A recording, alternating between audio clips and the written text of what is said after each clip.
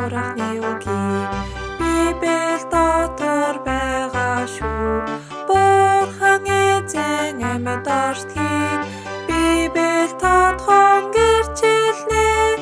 Израилийн ард түмэнч бас Бурханыг гэрчилж өгнө.